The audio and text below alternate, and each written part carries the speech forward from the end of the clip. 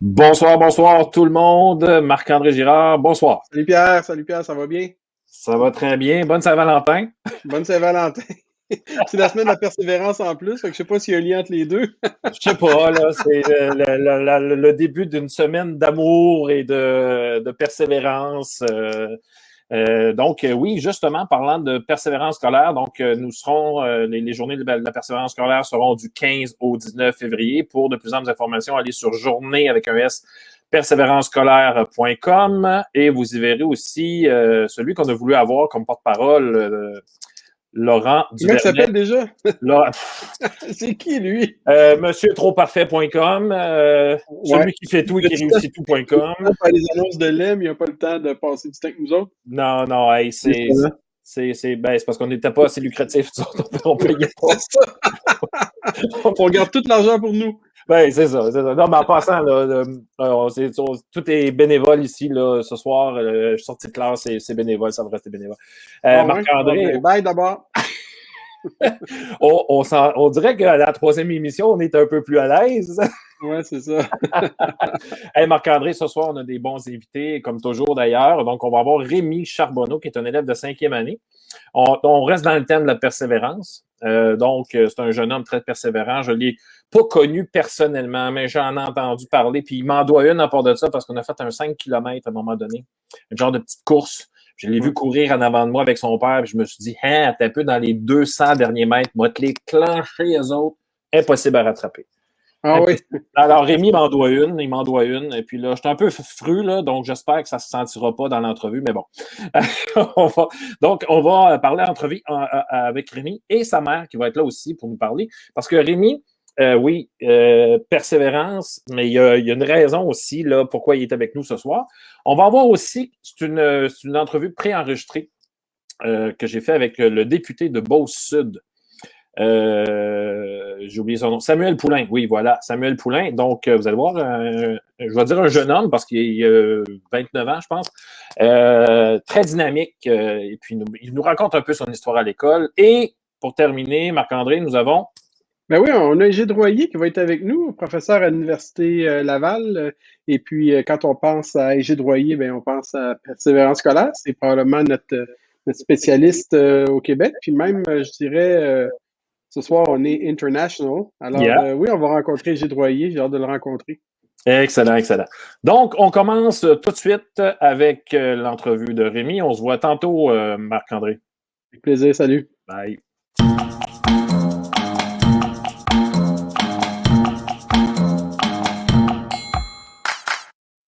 Et donc, ben là, vous venez de voir en plus ma première petite intro. Là. J'ai ajouté ça parce que je n'avais pas le temps de changer les caméras entre deux entrevues.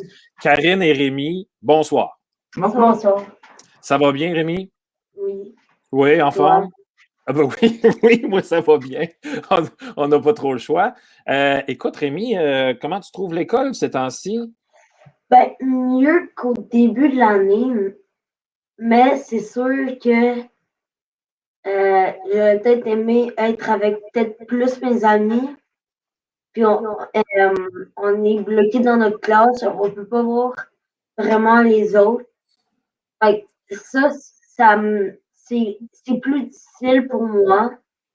Ouais, puis là, tu n'es même pas en train de parler de ce que tu apprends puis de tes difficultés à l'école. Tu sais, la première chose que tu viens de me parler, c'est ce que je trouve le plus difficile, c'est de ne pas être avec mes amis. Tu sais, c'est quelque chose quand même. Écoute, Ouais. Rémi, bonjour, Madame Karine. Bonjour. Ben, ça va bien? Ben, ça va très bien. Oui, oui, super. Rémi, tu es, avec moi ce soir. Écoute, toi, on t'a diagnostiqué, c'est le mot qu'on utilise, une dyslexie. C'est bien ça? Ouais. Es-tu capable, en quelques mots, de me dire un peu c'est quoi ce problème-là? C'est quoi cette patente-là? Ben, c'est un problème que ça va te suivre toute ta vie. OK. Tu vas avoir des problèmes sur ton apprentissage ou sur des choses que comment tu peux réfléchir, mais qui va aussi pouvoir être bon pour toi. OK. Tu vas t'apprendre dans un sens. OK. Madame Karine, la dyslexie, ça a été diagnostiqué chez Rémi quand? Ben, dès l'entrée à l'école, on a douté, disons, là, qu'il faisait de la dyslexie. Un instant, juste, qu'est-ce qui vous a fait douter de ça? C'est quoi le petit son de cloche que vous avez eu? Ben, c'était les retards, les petits retards, légers retards qu'il accumulait par rapport à sa sœur aînée, qu'on pouvait OK. comparer un petit peu. Moi, moi, j'ai pas de diagnostic, mais je suis pas mal certaine que je fais de la dyslexie aussi. Puis, je me revoyais, moi, à l'école quand j'étais jeune, que je comprenais pas. La classe avançait, la classe avance, puis tu sens que tu suis pas la classe. Puis c'est ce que je Ouais. voyais que Rémi il vivait, là. OK, donc, pour vous, le plus tôt possible, c'était le mieux aussi, là. Oui, c'est ça. Donc, OK. moi, dès la maternelle, première année, j'ai commencé à avoir des doutes. Et puis, en troisième année, à l'âge de 9 ans, à partir de 9 ans, on peut diagnostiquer, que le diagnostic va suivre après ça dans le temps jusqu'au cégep même, à l'université. OK. Donc, Rémi, à tous les jours, c'est quoi les plus grandes difficultés que tu as? Qu'est-ce que ça fait là, dans ta vie, la dyslexie, à tous les jours? Ben, c'est que j'ai pas de plaisir à apprendre. Et ce qui est encore plus plat, c'est que j'ai une personne dans ma classe que c'est vraiment mon ami, puis je vais vouloir jouer avec lui. Fait que me rendre à l'école et me dire, j'ai juste le seul point fun, c'est de parler à mon ami pour un délai court parce qu'il faut que tu fasses tes travaux. C'est pas une chose qui me tente le plus. OK. Et toi, en lecture, ça se passe comment? Ben, en lecture, c'est sûr, ben, ça s'est beaucoup amélioré. OK. Parce que, à place de juste lire dans la classe, j'utilisais avec ma dyslexie, si c'était des petites lettres, c'était vraiment difficile. Fait que je partais avec des grosses lettres. Je lisais avec mon père à voix haute pendant 15-30 minutes OK. avant de me coucher. OK. Et à l'écriture, ça se passe comment? Écriture, ben, j'ai, comme on m'a diagnostiqué, ben, ils m'ont dit que j'avais besoin d'un ordi. C'était un moyen d'aide pour que ça soit plus facile l'écriture. Ça aussi, ça m'a aidé. J'ai écrit plus vite. Puis à la place de penser à comment j'écris, je pense à quoi j'écris. Ah, bah boy, que je vais reprendre cette phrase-là, mon ami, que c'est beau ce que tu viens de dire là. Non, mais c'est magique ce que tu viens de dire là, parce que justement, les élèves en difficulté, un peu comme toi, qui sont dyslexiques ou de temps en temps, ils ont même de la difficulté à écrire la lettre. Hein? Des fois, c'est intense, là, écrire une lettre. Puis des fois, ça prend tout le cerveau, ça, juste écrire la lettre. Alors, on donne des outils comme l'ordinateur et ça, c'est plus fluide, hein? Ça va plus rapidement. Puis là, au lieu de te poser la question, est-ce que ça s'écrit comme ça? Puis là, tu as un peu plus de plaisir en disant, hey, j'ai le temps de finir d'écrire mon histoire. Ouais. Et ça, cet ordi-là, il y a un logiciel spécial hein, avec lequel tu travailles? Ouais, WordQ. WordQ, puis toi, ça va bien, WordQ? Tu es rendu comme un genre de l'expert de l'univers de WordQ, là? Ouais, ça m'aide beaucoup parce que, en plus, quand il y a des mots, tu te rappelles plus comment écrire ou tu vas y aller avec les consonnes et que dans le mot, ça va te le proposer quelquefois. C'est dans les premiers mots. Ah, OK. Donc, quand tu commences tranquillement, pas vite, des fois, il va te sortir une liste de mots, puis là, tu vas choisir le bon que tu veux vraiment écrire. Ouais, exact. Parfait. Madame Karine, avoir un enfant dyslexique, ça change quoi dans la vie? Ben, ça change. C'est beaucoup, beaucoup de patience. Beaucoup de C'est beaucoup. patience, de travail, beaucoup il faut qu'on s'assoie avec lui puis qu'on l'accompagne dans ses travaux, dans sa lecture. C'est de l'accompagnement beaucoup.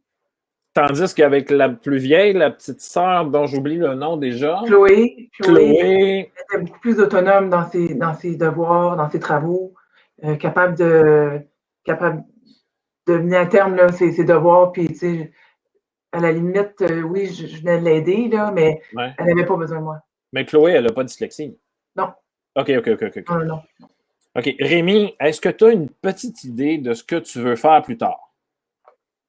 Oui, Question difficile un dimanche soir, hein? Tu sais, c'est... Avec tout ce qui se passe, as-tu une petite idée? oui, un peu, parce que j'ai, du côté de ma mère, il y a beaucoup d'électriciens. Ça part de 2 générations, c'est ça? En arrière.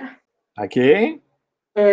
Puis la compagnie est encore qui va s'en aller à mes cousins. OK. Puis moi, je m'intéresse quand même beaucoup à ça. Électricien, moi, c'est sûr que je n'irai pas vraiment vers des métiers comme médecin ou je vais plus m'aligner dans les métiers de construction. OK, parfait. Puis toi, là, ben toi, ça te tente pas mal, ça. Électricien, t'aimerais ça? Ouais. Puis là, tu voudrais comme poursuivre là, ce que la famille a fait là, depuis un bout. Là, là, tu me dis 2 générations, ça veut dire que c'est le grand-père ou ton arrière-grand-père? Mon arrière-grand-père. Oh là là là là, et la compagnie, elle continue encore? Ouais. Oh, puis wow, même en pandémie, en plus, c'est vraiment pas une situation facile. Ils ont été capables de s'en sortir. Wow. Ouais. Ils doivent être bons. Quand même, ouais.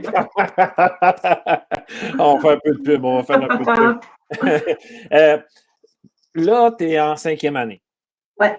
OK. Puis là, écoute, tu as vécu un peu l'enseignement à distance. Ça va être ma dernière question. Tu as vécu un peu l'enseignement à distance. Comment tu as trouvé ça? Bien, l'enseignement à distance, c'était difficile l'année passée parce que rien n'était vraiment encore mis en place. Alors, ce qu'on a fait, c'était qu'on avait parlé, puis c'est ça qui nous a mené à ce qu'on a plus descendu à place de continuer à progresser dans nos apprentissages. Ouais, est-ce que ça te nuit pas mal, ça, dans tes apprentissages? Ouais, parce que en français, je le vois là, les conjugaisons, ça, j'ai déjà jamais été bon. Puis là, en plus que c'était le moment où on les revoyait. Ouais. J'avais rien compris, là. Fait que ça n'a pas été facile. Ouais. Et là, est-ce que ta classe n'a pas été confinée, là? Non, pas encore. Le début de l'année a été difficile pour Rémi. Le retour à l'école après 6 mois pas de vacances, mais tu sais. Ça a été le retour à la routine, oui, intense, de se remettre à aller à l'école à tous les jours. Ça a été difficile, mais je pense que le Québec au complet a eu cette même difficulté. On a frappé le mur tout le monde ensemble. Oh oui.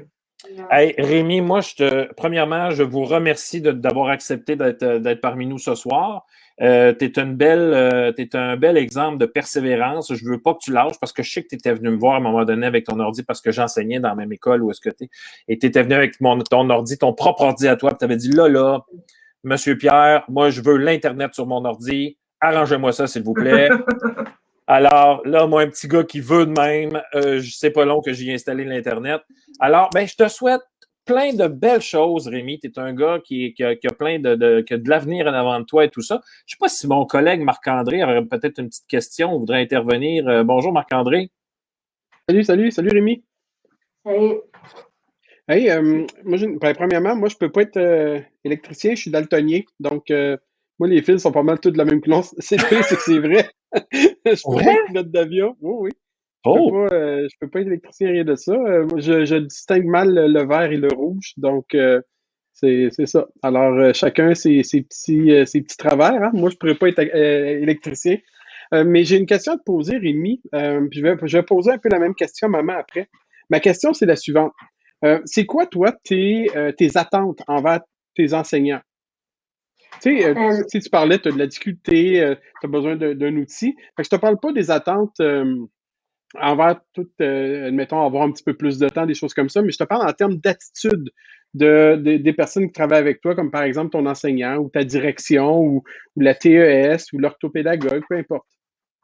Ben, moi, ce que je m'attendais, c'est que mon prof, cette année, m'attendait un peu plus à ce que mon prof il vienne me voir, me demander si j'ai besoin de questions. Parce que moi, je suis un gars qui ne veut pas dire si j'ai des problèmes. J'essaie de, si j'en ai vraiment besoin d'aide, le dire à la fin quand j'ai plus aucune solution. Hmm. OK. Fait que tu as besoin qu'on te tende la main et qu'on aille te voir pour te poser des questions. C'est ce que je comprends? Ouais. Oui, parfait. Puis la maman, elle, si on pose cette question-là, qu'est-ce que, selon vous, Rémi aurait besoin, parce que je vous rappelle, on est dans une thématique de persévérance scolaire. Donc, Rémi va être électricien, donc il doit persévérer pendant encore un bon bout de temps, très certainement 4-5 ans minimalement là, pour aller faire un DEP. Donc, qu'est-ce que vous pensez qu'un jeune comme Rémi aurait besoin là, si on veut garder un peu la flamme de la persévérance scolaire allumée? C'est une excellente question parce que c'est pas, tu sais, c'est pas évident. Qu'est-ce qu'un enfant a besoin? Je pense que c'est propre à chaque enfant, ce qui va l'allumer dans sa journée, dans sa classe, là. Les professeurs, c'est sûr qu'ils font un travail, un super beau travail. Puis ce qui est motivant, ce qui peut être motivant pour Rémi, c'est des parascolaires, peut-être. Mais, actuellement, il n'y a rien, mais tout le parascolaire, toutes les sorties éducatives qui sont faites dans le cadre de l'école, ça, je pense que c'est des choses qui viennent aider à la motivation des enfants. OK. En tout cas, moi, je vous lève mon chapeau. Puis ce que je trouve de beau dans tout ça, c'est qu'au-delà d'un petit trouble, d'une difficulté, ben on développe d'autres choses. Rémi, il développe d'autres choses. Donc, il développe de la persévérance. Fait que, tu sais, peut-être que, tu disais tantôt, Rémi, moi, je ne serais pas médecin. Ben, il y a peut-être des médecins qui n'auront pas la persévérance que toi, tu as à l'école. Alors, puis dans la vie en général, parce que, tu sais, la persévérance, ça fait pas juste coller à l'école, hein, ça colle à la vie aussi. Faut qu'on soit persévérant en tant que parent, en tant que travailleur, en tant que tout. Fait que tu es en train de développer ça. Alors, bravo, lâche pas. Merci. Merci beaucoup, Rémi, et merci, Madame Karine. Alors, lâchez pas, puis on vous souhaite une belle fin d'année scolaire 2020-2021. Merci, Pierre. Merci, Marc-André. Merci. Salut! Merci. Bye. Bye. Hey, j'ai oublié de vous présenter en passant notre petit sondage maison. Qui, d'après vous, qui a le plus d'impact sur la persévérance scolaire? Donc, vous irez sur Menti, menti.com avec le code 18 60 96 et 9. Puis là, je vous donne des choix de réponse. Est-ce que c'est les parents? Est-ce que c'est les amis, les enseignants, les directions d'école? Donc, allez répondre en grand nombre. Donc, allez sur menti.com. Et le code, c'est 18 60 96 9. Alors, Marc-André, nous autres, on va s'arrêter ici pour aller voir l'entrevue avec Samuel Poulain.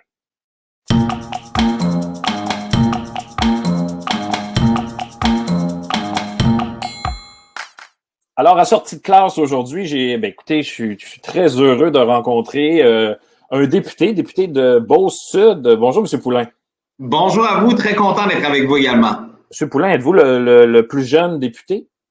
Je ne suis pas le plus jeune député à l'Assemblée nationale, mais je suis le plus jeune député au gouvernement. Alors, plus jeune député de la CAQ à l'Assemblée nationale. Et il y a à l'Assemblée nationale Catherine Fournier et Émilie Lessard-Terrien qui sont un petit peu plus jeunes que moi. OK. Écoutez, M. Poulain, je vous rencontre aujourd'hui parce que j'ai vu ça dans le Journal de Québec, une entrevue avec Geneviève Lajoie. Samuel Poulain, de dernier de classe à député, vous, à l'école, ça allait pas bien? Non, pas du tout. Puis, j'étais pas un premier de classe, en fait, surtout dans certaines matières. J'étais bon en histoire, j'étais bon relativement en français, en géographie, mais j'étais pas bon en mathématiques et en sciences. Puis Dieu sait que c'était important pour avoir notre diplôme d'études secondaires 5. J'avais pas le choix pour pouvoir l'obtenir. Oui. Alors, ça a toujours été très, très, très difficile, même au primaire. Puis récemment, après avoir fait l'entrevue, je suis allé relire mes bulletins. Ma mère conservait tout. Là, on pourra y venir à mes parents sévères et exigeants. Mais ma mère a toujours conservé les bulletins. Okay. Puis je regardais en troisième année, du 36% dans certaines matières, du 38%. Puis très souvent, là, étape 1, étape 2, il y avait 4 étapes. Là, étape 1, étape 2, je passais pas. Puis là, je me donnais à la fin, puis je réussissais à avoir 62% en fin d'année. Moi, toute l'année, c'était une hantise. Moi, ce que j'aimais, c'était le conseil des élèves. J'aimais m'impliquer, j'aimais animer des événements, j'aimais la géo, j'aimais l'histoire, mais le reste, achalez-moi pas avec ça, j'en ai pas besoin. Moi, je recevais le journal à la maison le matin, puis je savais ce qui se passait dans le monde. Je comprenais pas pourquoi j'allais m'asseoir toute la journée à jouer avec un compas, à faire des cercles et des triangles. Dans ma tête, ça passait pas. Tu sais, c'était pas fait pour moi. Alors, effectivement, j'avais pas de bonnes notes. J'ai fait des cours d'été au moins 3 fois. Et c'est ça. Donc, autant que j'aimais la vie, autant que j'étais passionné, autant que j'avais des amis, autant que j'aimais l'implication étudiante. Mais les maths, les sciences, autant qu'aujourd'hui, un état financier, aucun problème pour moi. Là. C'est parce que ça vous intéresse beaucoup maintenant. Oui, puis ça m'a toujours intéressé. Je le raconte dans l'entrevue, je connaissais le budget du Québec par cœur. Oui. Je peux vous dire combien d'argent il y avait au CALC puis à la SODEC, combien il y avait d'argent chez Hydro-Québec. Je pouvais vous dire comment on payait de taxes scolaires dans ma commission scolaire au prorata, mais j'avais aucun intérêt, je reviens souvent là-dessus, à jouer avec un compas. Mais je sais que ça travaille la logique, je suis pas contre. Mais moi, comme jeune étudiant, je voyais pas à quoi ça allait me servir. Mais c'est là où je raconte dans mes conférences et mes rencontres avec les jeunes que ça nous sert. Puis des fois, dans la vie, on fait pas juste ce qui fait notre affaire, puis on n'apprend pas juste des affaires qui nous tentent. Il faut s'intéresser à tout. Et moi, en politique, j'ai pas le choix de m'intéresser à tout. Clairement, clairement. Il y a une belle partie de votre entrevue où est-ce que vous parlez de vos parents. Et là, vous dites qu'ils sont très sévères. Est-ce qu'ils sont, la question, là, c'est qu'ils sont très sévères ou ils étaient exigeants? Parce que, à mon avis, c'est deux choses complètement différentes. Tu sais, on peut être très sévère, avec peut-être les yeux au-dessus des lunettes de même, ou exigeant en disant, non, écoute, tu remettras pas ton travail comme ça, mon grand, tu vas le recommencer. Ouais. Alors.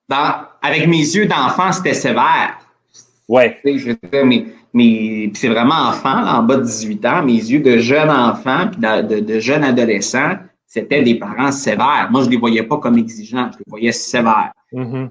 Avec le temps, avec le recul, on comprend l'exigence puis on comprend pourquoi ils le faisaient parce qu'ils se disaient d'avoir ton diplôme de secondaire 5, c'est essentiel, peu importe ce que tu veux faire dans ta vie. Ouais. Puis d'autant plus, moi j'ai terminé le secondaire en 2008. Aujourd'hui, on a développé plus la formation professionnelle. Il y a des choses pour lesquelles on s'est développé comme société.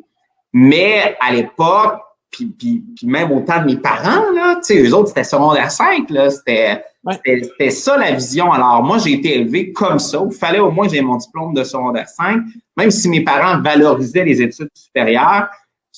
Pour eux, au stade qu'ils me prenaient, on s'en fout, t'es au cégep ou à l'université, veux-tu juste terminer ton secondaire 5? Alors, c'était des parents sévères, exigeants. Moi, ma mère, les devoirs, c'était sacré. Ma mère, c'est une comptable en plus, fait qu'elle comprenait pas que je comprenais pas. Ouais. Elle, c'était les mathématiques, là, elle faisait ça les 2 doigts dans le nez. Puis mon père aussi était très bon à l'école, alors eux comprenaient pas. Fait que ce que ça fait, ça crée des tensions entre, tu sais, ma mère arrivait à 17 heures de travailler, donc souvent j'avais fait mes devoirs, mais je devais reviser avec elle parce qu'elle voulait voir si tout était bien fait. Puis moi, ce n'est pas dit dans l'entrevue, mais ma sœur a la même âge que moi. Alors, si elle avait des devoirs, naturellement, j'en avais, parce que soit qu'elle était dans la même classe et ou une classe du même niveau. Donc, si ma sœur avait eu sa note de 92%, ma mère, elle se disait, tu l'as sûrement reçu, mais non, mais je suis pas dans le même groupe, je l'ai plus tard, moi, mais ça fait 2 semaines, là. Ma mère a suivi toute une comptable et structurée. Souvenez-vous, il fallait que nos parents signent parce qu'ils ont bien vu notre note. Clairement. Mais moi, je voulais pas y montrer parce que j'avais pas passé puis je savais que j'allais manger tout un pinage. Mais ma sœur, elle fallait qu'elle signe. Des fois, je m'arrangeais avec ma sœur puis je lui disais, je sais que tu as eu ta note, peux-tu attendre? Tu sais, je suis comme pas prêt à me faire engueuler vendredi. Tu sais, j'aimerais ça passer une belle fin de semaine. Mais donc, oui, sévère, mais derrière ça, il y a de l'exigence. Puis aujourd'hui, je les remercie énormément. C'est assez incroyable ce que vous dites là. Puis, petite parenthèse sur la formation professionnelle qui n'est pas assez valorisée, à mon avis. Il y a un travail à faire là-dessus, effectivement. Écoutez, j'ai souligné en rouge. je veux pas vous faire une crise cardiaque. Oh non, pas encore du rouge. Vous avez sûrement vu une coupe un peu dans vos travaux. Mais ça m'attriste un peu cette affaire-là. Ma hantise, c'était les bulletins. Est-ce qu'on laisse un peu trop de place aux notes tu sais, quand on voit là la Finlande qui évalue pas leurs étudiants vers 16 ans, puis on est à 4 pattes en avant d'eux, mon Dieu, c'est donc bien un beau système. Ben nous autres, c'est important les bulletins, c'est important la note. Trouvez-vous qu'on donne un peu trop d'importance à la note puis aux bulletins? Non, je pense que c'est important. Quand je disais ça, c'était beaucoup plus sur l'aspect émotionnel que j'avais où ma mère revenait des bulletins, puis elle disait je veux juste voir Samuel. Gabriel, tout va bien. Je veux juste voir Samuel. Fait que moi, je le savais. Je me souviens, j'étais sur le divan, puis j'entendais la porte. Puis là, elle me disait pas bonjour. Puis là, elle me disait... Puis là, ma soeur disait, puis comment ça a été? Pas toi, je veux voir ton frère. Donc, c'était une hantise pour moi, compte tenu de la pression que ça me mettait comme jeune. Puis moi, j'haïssais bien ça parce que des fois, le prof disait des choses à ma mère qu'il m'avait jamais dit. Puis moi, j'ai bien du caractère. Fait que j'allais voir le prof le lendemain. Il disait, avant de dire quoi, mes parents, viendront me le dire. Là. Tu sais, si tu trouves que je n'ai pas une bonne attitude, dis-moi les dons. Là. Je comprends qu'il faut que tu remplisses du temps avec les parents. J'ai toujours eu beaucoup de caractère.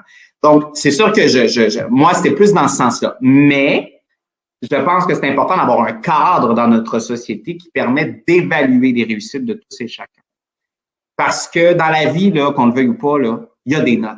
Il y a des notes. Tu as un emploi où tu ne l'as pas. Tu passes une entrevue, tu l'as ou tu ne l'as pas. Il y a des évaluations dans le secteur public, dans le secteur privé, beaucoup, où il y a des notes qui sont données. Puis ça, on ne changera pas. Alors, je pense que cette culture de la note, elle est aussi importante. Mais faisons attention. De plus en plus dans les bulletins, les professeurs quand même évaluent la notion d'effort, la notion de réussite aussi.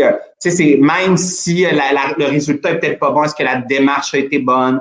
Dans un texte, oui, il y a eu beaucoup de fautes, mais l'histoire était quand même bonne. Ça arrive souvent. Les élèves qui font des fautes ont souvent des bonnes histoires à raconter. Tu sais, donc, ça démontre comment le cerveau de l'être humain est fait par moment. C'est parce qu'à un moment donné, ils viennent qui n'ont plus le temps de corriger. Ils ont tellement eu d'idées. Oui, ils ont eu d'idées, c'est ça. Fait qu'ils vont vite. Donc, je pense quand même que c'est important les bulletins, c'est important les notes, parce que toute notre vie, on va faire face à ça. Ne serait-ce que même en formation professionnelle au cégep ou à l'université, on doit avoir une culture d'évaluation. Et l'échec n'est pas mauvais dans une vie. L'échec n'est pas mauvais parce que il faut apprendre à tomber pour se relever. Vous savez, quand on gagne tout le temps, là, on ne devient pas nécessairement de meilleurs individus. Quand on perd des batailles, ne serait-ce que sur le plan personnel ou professionnel, c'est là qu'on apprend davantage. Alors, moi, oui, je suis d'accord avec les bulletins. Une autre chose qui semblait qui est important qui est sorti de cette entrevue-là, c'est que, puis vous l'avez dit tantôt en entrée de jeu, ce qui vous intéressait, c'était l'implication scolaire, la radio étudiante et tout et tout. Est-ce que on devrait laisser beaucoup plus de place à ce genre d'activité-là? Et là, je parle pas juste du parascolaire, c'est-à-dire après l'école ou avant, des fois il y en a avant, mais est-ce que ces activités-là pourraient pas être aussi pendant l'école? Pendant les cours, on sort des élèves, on fait des projets. Est-ce qu'on pourrait laisser plus de place à ce genre d'activité-là? Évidemment, on parle en dehors de la pandémie, on s'entend parce que ces jours-ci, pour les jeunes, c'est dommage parce qu'on a des contraintes. Bon, disons en temps normal. Ouais. Dans la vie normale. Oui. Parce que, d'abord, une école, on parlait des bulletins il y a quelques secondes, c'est important la note, mais on forme aussi les citoyens de demain.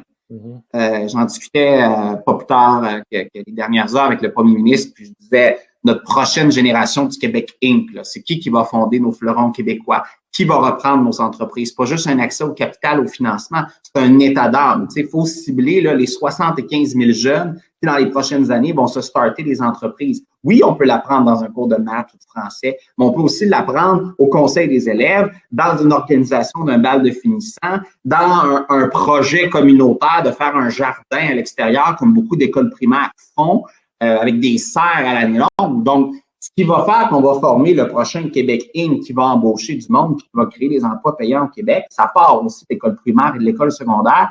Et oui, ça se développe beaucoup à l'intérieur des heures de classe, mais aussi avec le parascolaire. Mais je pense, et c'est là où il faut laisser aussi une créativité aux enseignants dans la façon dont ils souhaitent passer la matière aux élèves. Tu sais, oui, à un moment donné, on sait qu'à l'examen final, il va y avoir telle question. Mais c'est comment on se rend? Est-ce qu'on se rend avec un projet ou on se rend avec une craie puis un tableau? Alors, et moi, je pense que l'éveil des passions se fait davantage dans comment tu te rends à la destination plus que dans la réponse comme telle. Tu sais, en géographie, de savoir où est l'Abitibi, c'est une chose, c'est une map, mais de comprendre l'Abitibi, puis de savoir ce qui se passe là, puis le régime forestier, puis qu'il y a des mouches, mais qui ont des méchants bons producteurs agricoles, ça aussi, c'est trippant et c'est là où le jeune va se découvrir. Alors, moi, je pense qu'il faut aussi laisser toute la créativité aux enseignants, oui, dans le parascolaire, mais aussi à l'intérieur des heures de classe pour détecter les passions. Dernière petite question, ou presque, Monsieur Poulain. Écoutez, comme je vous disais en pré-entrevue, cette phrase-là m'a un peu attristé parce que j'ai fait oui, OK, l'école est faite pour un type de personnalité, mais pas nécessairement pour d'autres, mais c'est le chemin. Tu sais, c'est comme on est obligé de passer par là. Tu sais, je veux dire, il y a pas d'autre endroit. J'ai le goût de vous demander, ça serait quoi votre école idéale pour qu'elle réponde à tous ces types de personnalités-là? C'est difficile parce qu'il y a de plus en plus de types de personnalités. Puis il y a un moment dans la vie où tu peux pas juste demander à l'école de te ressembler. Tu sais, il y a aussi certains moules dans la société. Là, j'essaie de le mettre le plus large possible quand je vous parle de moules. Là, mais il y a aussi certains moules dans la société pour lesquels il ne faut pas nécessairement se fondre, mais qu'il faut respecter. Tu sais. Donc, d'avoir un certain standard, une certaine façon de l'école se passe, que ce ne soit que le décorum, de lever sa main, de travailler, d'apprendre à travailler en équipe, ou de prendre des notes pendant 1 heure sur une feuille de papier. L'école se doit d'être versatile pour plaire à toutes les personnalités. Mais même si moi, j'aime le travail d'équipe, c'est là-dedans que je m'accomplis comme jeune, par moment, il faut aussi que j'apprenne des notes. Alors, l'école idéale, elle est difficile à répondre parce que il faut apprendre aussi à apprendre finalement que c'est peut-être pas toujours comme on veut dans la vie. C'est peut-être pas toujours, tu sais, comme les meilleurs parents, c'est ceux qui disent non à leurs enfants. Puis les meilleurs profs, c'est ceux qui disent non aussi à leurs élèves. Tu sais. Alors, c'est un juste équilibre. Donc, je le dis parce que c'est pas fait pour tout le monde, c'est vrai, mais je le disais aussi que c'est la meilleure, c'est la plus grande destination, puis c'est le chemin à accomplir. Puis quand on est jeune, on n'est pas capable de se projeter. C'est aussi simple que ça. On pense à ce qui s'en vient en fin de semaine, on peut penser à la semaine prochaine, mais pas trop, là, tu sais. Là, la relâche, ça revient. On pense à son chum, sa blonde. C'est ça, puis on va-tu se voir en fin de semaine? On pense au prochain texto qu'on va envoyer, qu'on va recevoir, puis c'est correct, là, j'ai été jeune, là, je le sais, je le suis encore, là, je le sais à 100%. Donc, quand je parle du chemin, c'est la destination. C'est même si ça ne te convient pas, les efforts en valent la peine. Moi, c'est ce que je remarque parce que moi, ce qui m'attriste le plus, c'est quand je demande à des jeunes qu'est-ce qu'ils veulent faire plus tard, ils sont en 5e secondaire, ils ne le savent pas. Ce qui m'attriste le plus, c'est quand des jeunes n'ont aucune idée du métier que leurs parents font. Ben voyons donc, moi, une des premières questions que je demande à des jeunes, c'est qu'est-ce que tes parents font dans la vie? Et elle travaille dans un bureau. C'est large. Je vous avais jamais d'échange autour de la table à souper sur qu'est-ce qui s'est passé dans la journée c'est quoi les discussions que vous avez eues? Tu sais, moi, mon père est entrepreneur dans le domaine forestier, ma mère est comptable, on avait des discussions de clients, de défis, d'enjeux. Je dis, vous écoutez pas les nouvelles? Est-ce que vous lisez le journal le matin? Ça éveille une curiosité. Clairement. Donc, le rôle des parents, pour moi, tu sais, je peux pas tout reposer sur le modèle de l'école, puis sur la façon dont on fait l'école, puis sur les profs. Le rôle des parents dans la réussite scolaire est essentiel et fondamental, mais la recherche de passion se fait aussi par les parents. Des expériences, des vécus, des films, des discussions qu'on a. Et je trouvais ça beau cette semaine, le premier ministre parlait de la pièce de théâtre de Robert Lepage qui était diffusée en fin de semaine, puis il a dit en point de presse, pendant les pauses, je discutais du texte avec mes gars que je venais d'entendre. Je trouve ça formidable qu'il l'ait dit comme ça, parce que d'avoir une discussion sur une œuvre, sur comment tu as perçu un livre, une pièce de théâtre, c'est là où l'éveil se fait également. Puis, je peux aussi vous parler du sport, parce que le sport, c'est aussi l'esprit d'équipe, c'est aussi les discussions. Puis on a très hâte, tout le monde au gouvernement, du retour du sport.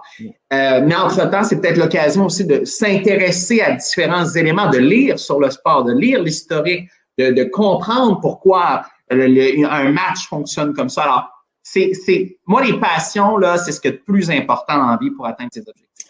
Ben, c'était vraiment intéressant ce que vous dites, parce que moi, j'étais un prof de 5e année. Je disais à mes élèves, j'ai dit, je vous trouve chanceux et pas. Façon de parler. Je vous trouve chanceux parce que vous avez comme 2 millions de fois de plus d'opportunités que moi j'en avais quand j'étais jeune. Okay? Gestionnaire des réseaux sociaux. Assis dans son salon. Je suis gestionnaire des réseaux sociaux. On s'entend. Puis là, je peux avoir des contrats ici et là. Travailleur autonome. Ça n'existait pas, là, 10 ans, là, 12 ans, là, on s'entend. Mais j'ai dit, je trouve que vous n'êtes pas chanceux, justement aussi parce que vous avez trop d'opportunités. Et là, vous avez de la difficulté à vous retrouver, tu sais. C'est quoi? Puis là, vous avez parlé de passion, puis là, ça vient me chercher parce que, et je vais peut-être finir avec ça parce que c'est écrit dans l'article que vous étiez passionné de politique à 12 ans. Ça va, la tête? Ben oui, ça va. Puis j'étais un peu un extraterrestre. Ben là. Parce que moi, je me souviens, Mario Dumont, 2002-2003, il commençait à faire élire des députés dans des élections partielles. Puis je me souviens de la première élection générale où j'étais totalement conscient en 2003. Mais même en 98, j'ai des brides du débat de Lucien Bouchard et tout ça. Oui, mes parents étaient intéressés à la politique, mais pas largement impliqués. Mais pour moi, c'était tout. Puis c'est encore tout. Puis c'est pour ça que j'ai fait du journalisme, puis j'ai fait de la radio, parce qu'il y a des similitudes importantes. Oui. C'est le reflet de la société, la politique. Et je vous aurais dit ça avant la pandémie, vous diriez, c'est dur de l'expliquer à mes élèves. Après la pandémie, là, c'est plus dur de l'expliquer. On rouvre des écoles, on les ferme. On ouvre des entreprises, on les ferme. Il y a de la santé publique, il y a des enjeux de santé publique. Mais je parle du rôle d'un gouvernement dans une société.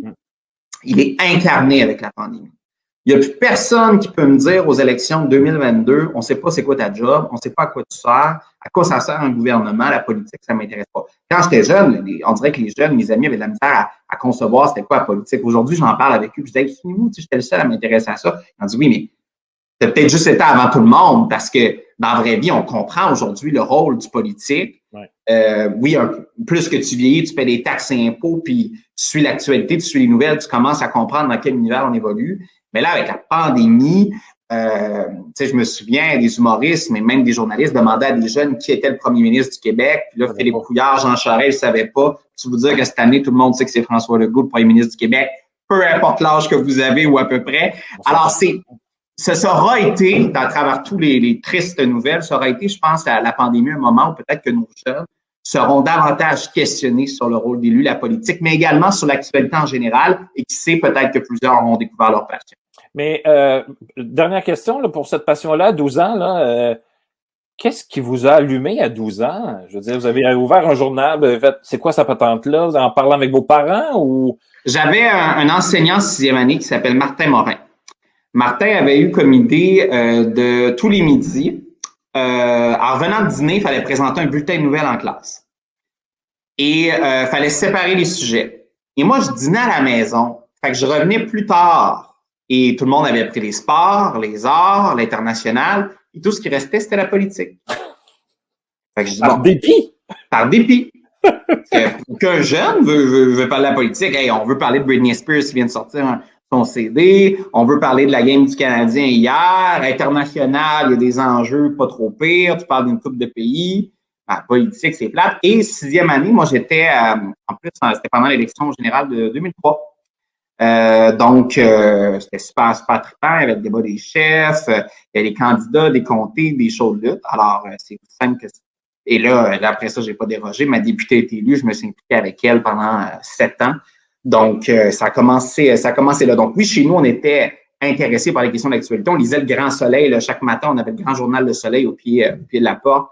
Je me souviens d'aller chercher avant mon père, parce que mon père, quand il le prenait, ça pouvait être long. Fait que j'y allais avant lui pour lire les pages. Puis, et après ça, est arrivé le projet de l'actualité en classe. J'ai fait la radio étudiante. Donc, c'est vraiment là que ça a pris. Fait que je peux saluer Martin aujourd'hui, puis lui dire que cet enseignant-là a eu une différence dans mon parcours. Peut-être je me serais quand même intéressé à la politique, mais ce projet-là, l'actualité en classe, de présenter un bulletin de nouvelles, c'était en rotation. Puis c'est ça, donc c'est comme ça que je me suis intéressé à la politique. Vous semblez très ambitieux. Vous êtes jeune, vous êtes député. Quels sont vos rêves professionnels à court terme puis moyen terme, mettons, là? Je suis... Petite question piège, enfin. Je suis très heureux comme député. Ça va rester entre nous, là. Oui, non, tout à fait. Je suis très heureux comme député, très heureux comme adjoint parlementaire au premier ministre à la jeunesse. Je souhaite que ça continue, malgré que je trouve ça difficile ces jours-ci. Je vous le cacherai pas, avec la pandémie, la COVID-19, on vient pas en politique pour gérer ça. On vit quelque chose d'historique. Très souvent, quand ça m'arrive pas souvent, mais j'ai des conseils d'anciens élus. Puis là, je dis, hey, t'as-tu vécu une pandémie? Non, ben, tu me rappelleras. Tu sais, je veux dire, on vit des choses assez intenses, assez difficiles. On a un premier ministre extraordinaire qui traverse ça de façon incroyable. Donc, moi, je souhaite que ça continue. Moi, honnêtement, mes objectifs professionnels sont aussi reliés à ce que je peux faire pour la société, à comment je peux la changer. Et la meilleure façon que je pourrais aider mon monde, mon comté, mais également les régions du Québec puis la population en général, ben je serai là. Je suis pas attaché aux fonctions et au rôle, je suis attaché à la différence que je peux faire pour du monde. Un dernier petit mot pour encourager nos jeunes. Lâchez pas. C'est classique, ça devient 2 mots un peu banals comme merci et comment ça va, mais lâchez pas. Vous avez une force à l'intérieur de vous. T'sais. Vous la voyez pas, vous la comprenez peut-être pas, vous l'entendez pas, mais lâchez pas. Concentrez-vous sur vous. Concentrez-vous sur votre réussite à vous. Les réseaux sociaux, c'est une chose, les amis, c'est une chose, les parents, c'est une chose, mais c'est vous, à la fin de la journée, qui est devant la feuille d'examen. Puis c'est votre parcours à vous qui peut être influencé. Alors, projetez-vous. Les efforts en valent la peine. C'est difficile ce qu'on vit, mais un jour, et là, vous êtes très loin, mais un jour, vous allez raconter ça à vos enfants, à vos petits-enfants, que vous avez été à l'école pendant la pire pandémie de notre monde. Alors, vous en serez peut-être un jour fiers d'avoir traversé, d'avoir obtenu votre diplôme, malgré les contraintes que vous avez actuellement. Donc, projetez-vous, lâchez pas, c'est possible. Il y a des aménagements qui sont faits par vos enseignants pour vous faciliter la vie. Il y a des aménagements qui sont faits par le gouvernement pour vous faciliter la vie. Mais vous êtes trop important, vous allez faire partie de la relance, puis il y a des très belles opportunités qui s'attendent pour les jeunes. Alors, essayez de voir l'autre côté de la montagne, le soleil sera encore plus beau. Monsieur Poulain, vous avez été très généreux de votre temps. Je vous remercie beaucoup. Vous êtes un beau modèle de motivation, de persévérance. Bravo. Continuez votre excellent travail parce que je regarde. Écoutez, quand le premier ministre fait ses points de presse, je regarde les commentaires en dessous et je ne veux pas être premier ministre aujourd'hui. En fait, je veux pas être ministre du tout. Je veux pas être député non plus. Je veux zéro. Vous recevez des messages qui ne sont pas dignes de ce que vous faites. Et ce sont des êtres humains qui les écrivent. Hein? Puis des fois, c'est souvent des adultes. Quand j'arrive avec des jeunes puis des enfants qui disent des niaiseries sur les réseaux sociaux, de temps en temps, il faudrait se regarder un petit peu. Donc, continuez votre excellent travail. Merci beaucoup pour votre temps et je vous souhaite bonne chance pour la suite.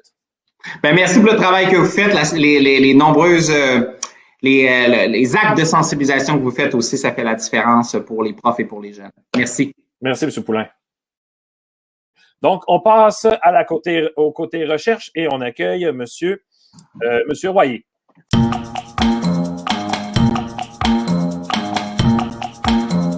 Là, je suis en ligne. Monsieur Gédroyer, comment ça va? Ça va bien, toi? Ben oui, ça va super bien. Premièrement, merci d'avoir patienté avec nos petits problèmes techniques. Problème technique. Désolé. Donc, Gédroyer, vous êtes toujours professeur à l'Université Laval? J'ai gardé uniquement un lien là, de professeur associé. Là. Oui. Présentement, je travaille à temps plein, toujours comme psychologue là, spécialisé sur la question de la réussite scolaire, tout particulièrement pour les jeunes en difficulté là, qui présentent des problèmes d'adaptation ou de réussite à l'école. OK. Ben, en tout cas, bienvenue chez nous, puis merci d'être là. Dans un premier temps, justement, persévérance scolaire, ça veut dire quoi en termes de recherche, admettons? En termes de recherche ou en termes de pratique, moi, je suis autant j'ai fait une bonne partie de ma carrière comme praticien et aussi comme chercheur ou comme prof d'université. Mais sur la question de la réussite, là, dans le sens peut-être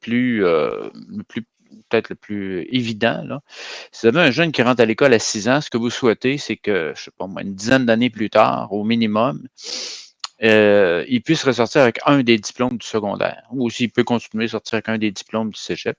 Persévérance scolaire, dans ce sens-là, c'est que je commence une formation et je la complète. Une autre façon de le voir aussi, j'ai un potentiel, et entre autres, moi j'ai travaillé longtemps en déficience intellectuelle, pendant 5 ans, avec des jeunes qui avaient des déficiences intellectuelles moyennes et profondes. J'étais éducateur spécialisé.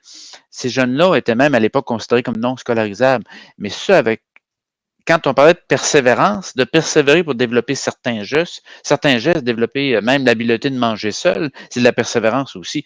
Donc, il y a toute une gamme de potentiels et le rôle de l'école ou du support qu'on peut donner à ces jeunes-là, c'est de leur donner la chance de l'actualiser, ce potentiel-là. Mais pour la majorité des jeunes Québécois, la persévérance au Québec, c'est que 90% des jeunes aient un des diplômes du secondaire après 7 années au secondaire. Et là, je me base sur ce qu'on voit en Ontario, entre autres chez les Franco-Ontariens, ce qui n'est absolument pas le cas présentement au Québec. Mais oui, effectivement, c'est pas le cas au Québec. Mais pourquoi c'est pas le cas au Québec? C'est pas le cas au Québec parce que, d'une certaine manière, sans rentrer dans les grandes approches sociologiques, il y a un bout de la révolution tranquille, là, où il y a une deuxième révolution tranquille qu'on va devoir faire en éducation. Écoutez, présentement, juste pour vous donner une idée, je pense ne regardez que la sous-scolarisation des garçons et des hommes au Québec, le taux d'obtention d'un des diplômes du secondaire, diplôme d'études professionnelles ou diplôme d'études secondaires là, général, le taux d'obtention de ce diplôme-là chez les garçons, c'est d'environ 67-68%. Chez les filles, c'est 80%. Vous avez le même écart qui augmente au cégep, même écart qui augmente à l'université. Donc, c'est un des éléments. Et l'autre aspect, c'est qu'on intervient beaucoup trop tard par rapport à des jeunes. Je prenais le jeune Rémi tout à l'heure, qui est aux prises et qui vit des problèmes de dyslexie. On peut intervenir encore beaucoup plus tôt avec des jeunes qui démontrent ces premiers signes-là, que ce soit dyslexie, trouble du spectre de l'autisme, ou difficultés de comportement, difficultés de langage, etc. Les meilleurs systèmes éducatifs et les meilleures écoles au Québec présentement interviennent tôt. Et quand je dis tôt, j'ai été celui, entre autres, qui a poussé le plus, qui avait recommandé d'ailleurs à M. Legault qu'on instaure la maternelle 4 ans au Québec. Et c'était essentiellement, entre autres, cet élément-là d'être capable d'intervenir beaucoup plus tôt. C'est vrai pour les petits, puis c'est vrai pour l'apprentissage de la lecture. Si vous savez lire à la fin de la 3e année, vous avez des amis à l'école, vous suivez les consignes des adultes, vous avez 90% des chances de réussir et de persévérer, d'obtenir un des diplômes du secondaire. Mais si vous êtes déjà en retard, entre autres en lecture, ou avez développé d'autres difficultés, la situation devient beaucoup plus complexe. Donc, quand on parle d'agir tôt dans un premier temps, ça, c'est une des clés. Maintenant, dans les personnes qui sont entre le début, si on peut dire, et la fin du parcours, qu'est-ce que les enseignants peuvent mettre en place, par exemple, pour favoriser la persévérance scolaire? Les enseignants pour la communauté, mais admettons que vous me parlez de jeunes, par exemple, du début du secondaire, là, on peut prendre cet exemple-là. Bon, au début du secondaire, j'ai des retards scolaires ou j'ai certaines difficultés dans certaines matières. Ce qu'on a observé, outre la qualité de l'enseignement qu'on peut offrir à ces jeunes-là, ce qu'on a observé, c'est que maintenir le milieu le plus inclusif possible, rester en milieu ordinaire, avoir du support et surtout avoir un adulte de l'école qui se préoccupe particulièrement de ce qui m'arrive, parce que tout n'est pas une question de mathématiques et de français, une question de motivation là-dedans. Et cette question-là d'avoir quelqu'un qui me prend sous son aile et qui m'accompagne et qui supporte un peu ce que je fais et qui peut même me servir de modèle, ça c'est un élément qui, ça peut être un Donc, un enseignant, tuteur. ça peut être une forme de mentor, mais ça peut être un enseignant, un adulte de l'école. Et en termes dans le contexte actuel de la COVID, ça c'est une autre recommandation que j'ai faite au printemps et qui a été retenue, et je pense qu'il va falloir la financer mieux qu'elle est là, cependant, c'est la question du tutorat. Et si on regarde ce qui se passe en Grande-Bretagne, ce qui se passe entre autres là, aux Pays-Bas, et on a des données de recherche solides.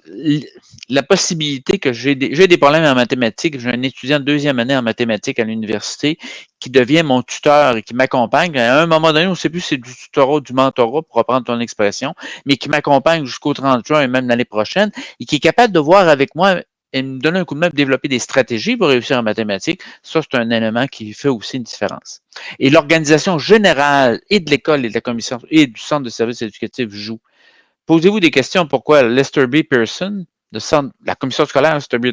Pearson, nous autres, on a gardé le nom, mais la commission scolaire, le centre de services éducatifs Marguerite Bourgeois, ont des taux de réussite qui sont équivalents à ceux des francophones ontariens dont je parlais tout à l'heure. Donc, la qualité de l'organisation, la qualité des enseignants et de l'enseignement, c'est évidemment une variable aussi qui joue sur la réussite. Donc, l'effet enseignant essentiellement, bien sûr. L'effet enseignant. Il y a un effet parent.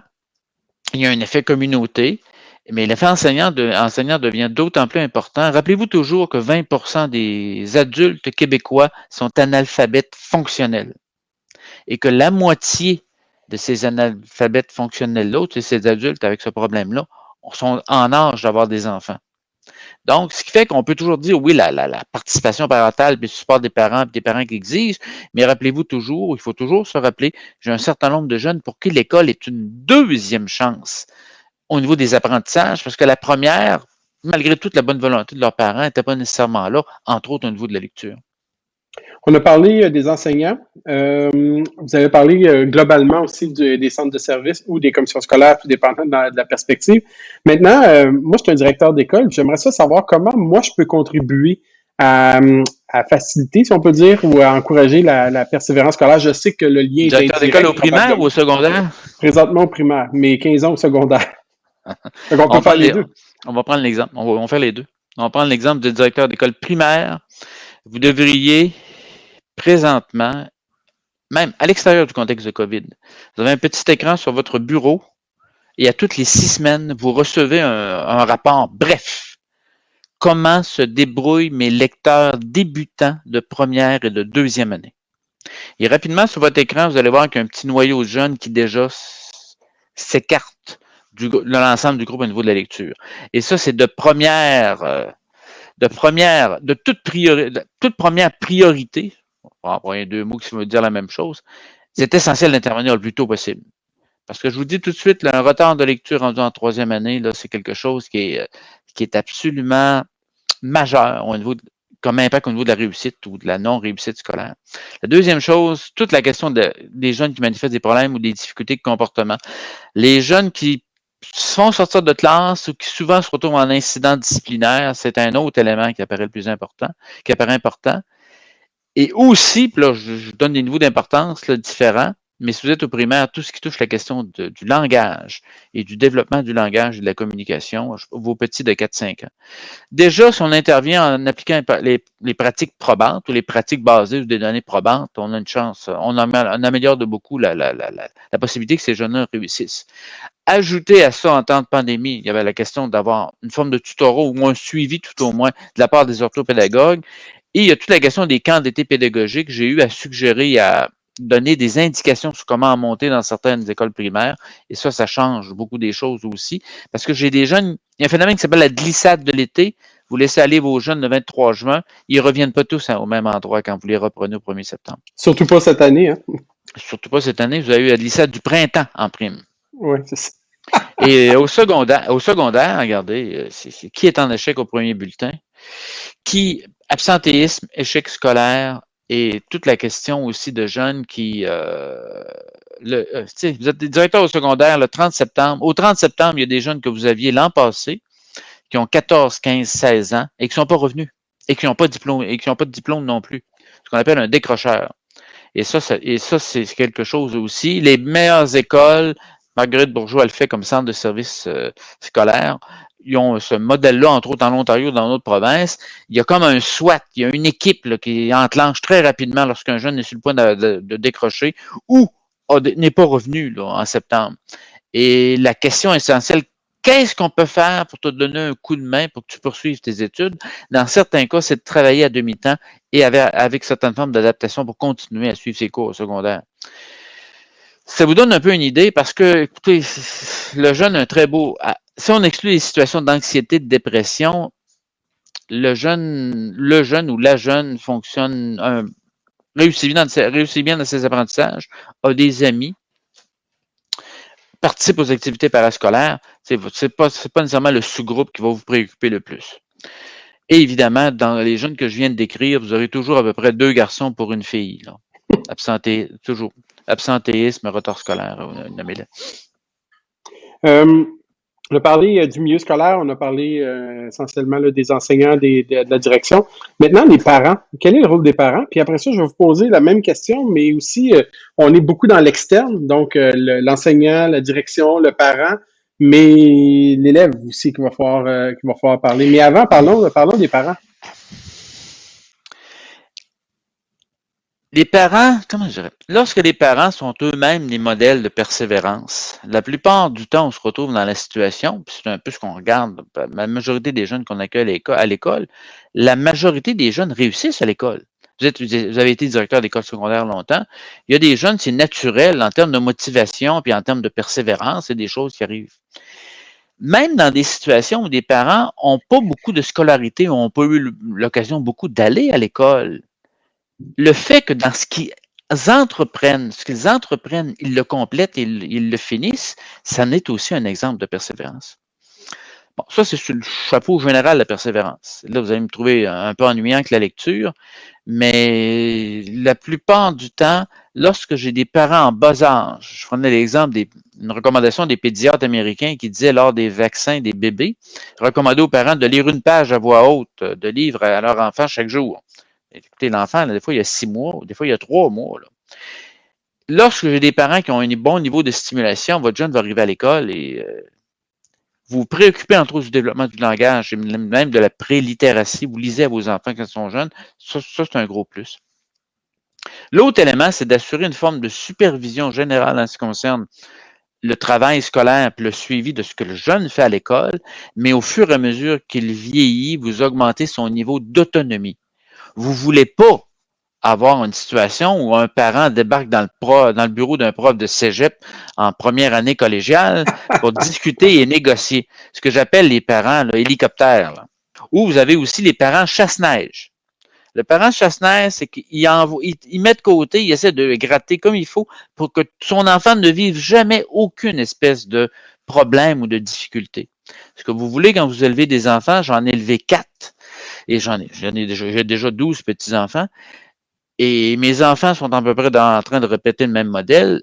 Vous voulez, au fur et à mesure qu'ils vieillissent, développer l'autonomie. Vous voulez pas être assis ou assise à côté de votre grand gars de 6e année pour vous battre avec lui, pour lui faire quelques leçons ou superviser les études quand il est rendu à 11 ans. Donc, et je trouve une situation où, acte de Dieu, comme diraient les compagnies d'assurance, pour toutes sortes de raisons, les parents n'ont pas la disponibilité de.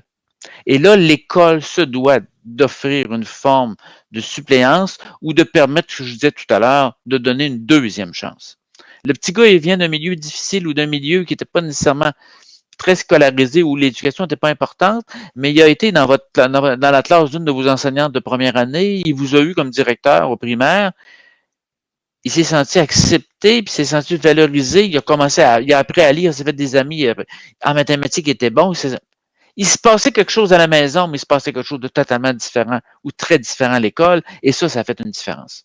Donc, c'est important la responsabilité des parents, mais on le joue à l'oreille quelquefois compte tenu de ce qui peut être en termes de situation, ce qu'un certain jeune peut vivre.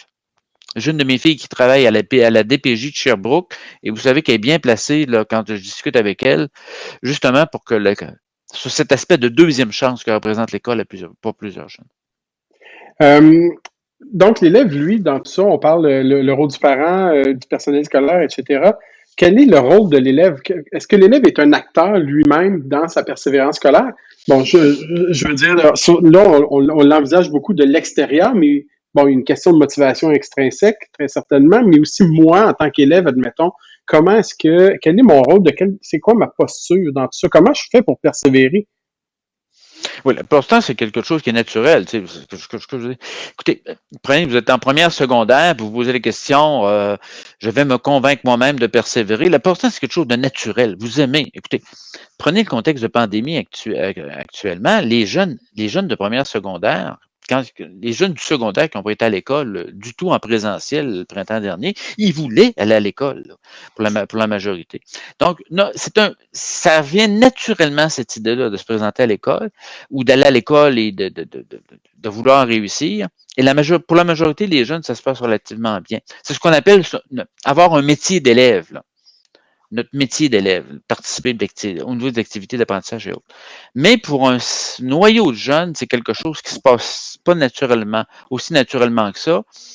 Et vous êtes obligé d'y aller avec quelque chose d'extrinsèque pour supporter un peu cette motivation-là. J'ai vu des grands gars, moi, qui à un moment donné, le velcro qui leur a permis justement de développer cette persévérance-là, c'était l'équipe de football. Quand ils sont inscrits dans l'équipe de football en deuxième secondaire. J'en ai d'autres, c'était à radio étudiante. Notre député de Beauce-Sud, je crois, Beauce-Nord, Beauce-Sud, je me souviens pas tout à l'heure, Beauce-Sud, tout à l'heure, là, il y avait des velcro solides avec l'école aussi qui a tenu. Donc, il faut vraiment amener quelque chose qui est un peu.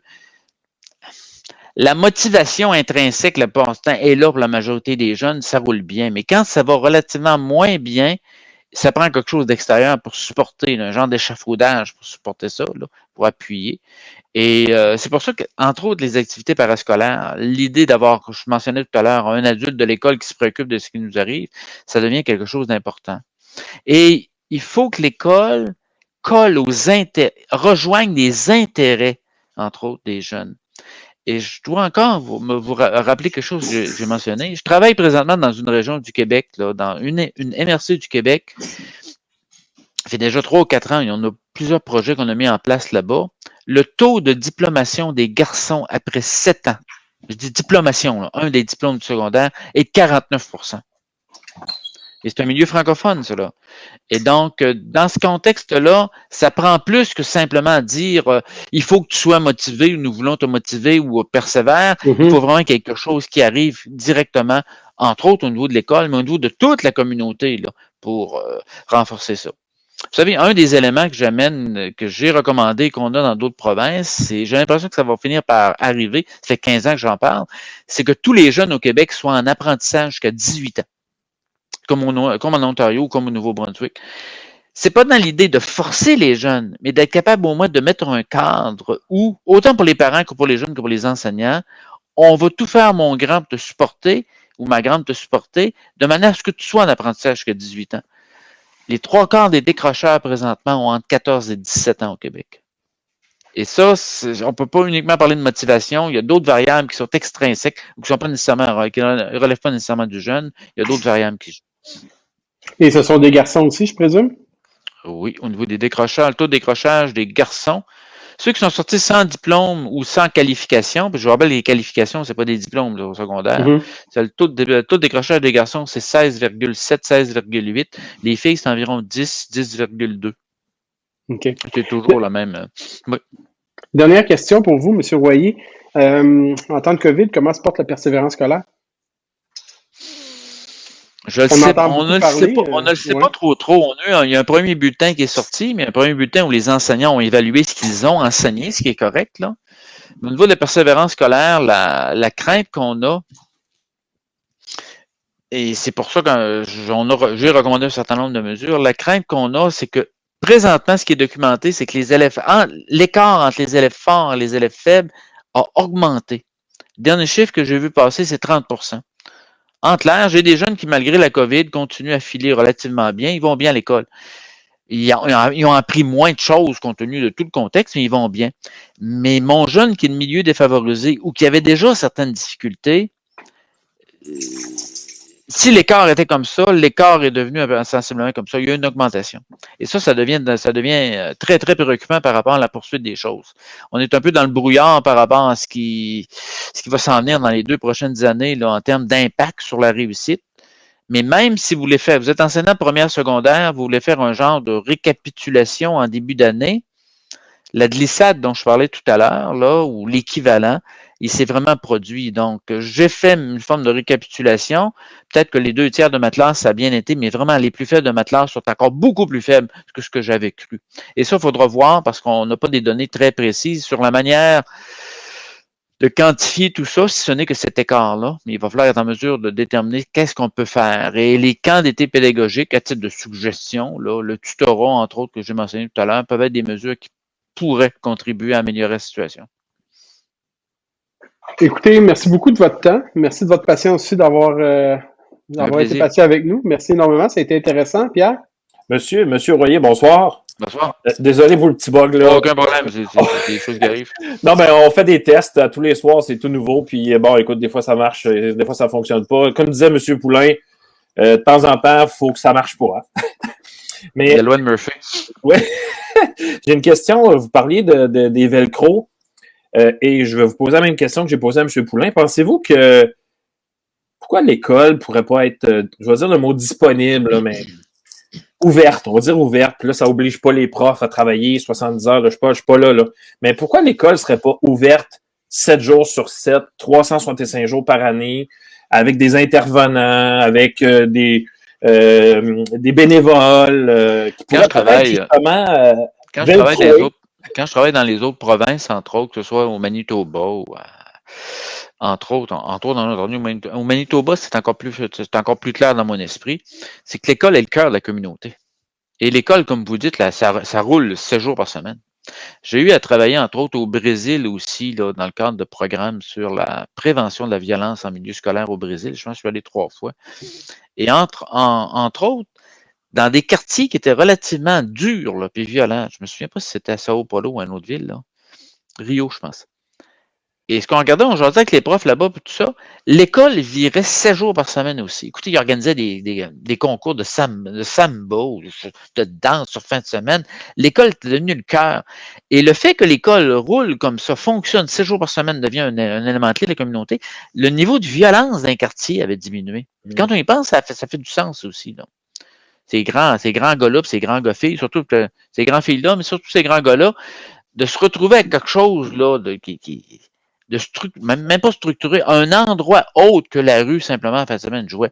Donc, on n'en est pas là ici, mais c'est le principe de dire que, compte tenu que c'est des équipements chauffés, bien adaptés, et qui, je regarde entre autres en milieu minoritaire, ça, c'est sûr que ce que vous décrivez est une réalité, et ça fait une différence.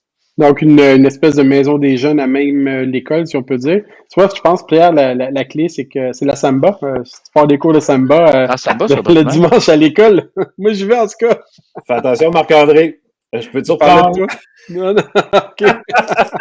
Hey, Monsieur Royer, on vous remercie d'avoir pris du temps un bon dimanche soir pour venir nous parler de persévérance. C'est très gentil de votre part.